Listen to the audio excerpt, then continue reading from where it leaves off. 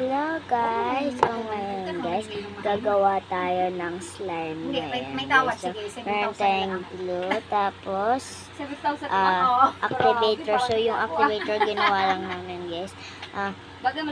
Kahit anong powder guys, basta powder lang guys. Pwedeng Ariel, basta wag lang liquid.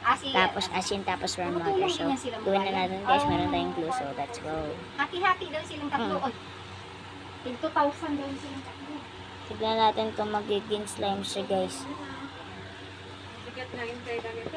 Mukhang makapal siya. Natapon yung activator ko. Bigat eh. Wilis kahapon lang. Kahapon lang. Basta may stock.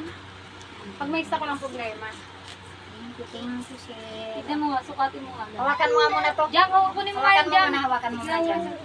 Lalabastan mo kasi siya. Wait lang guys Sana naman. 93. So ayan guys, i-mix Makapal!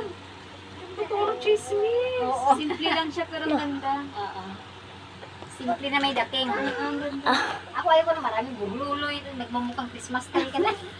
Sukat mo nga, ma'am. Sukat nga natin. Tama-tama na ka-brand. Ay, bulo. Ay, bang siya lang. Ang ano sa mata, ang lamig sa mata niya. Masakit sa mata. Sabagay kasi maganda kasi talaga yung feedback eh. Doon din ako tumitingin na eh.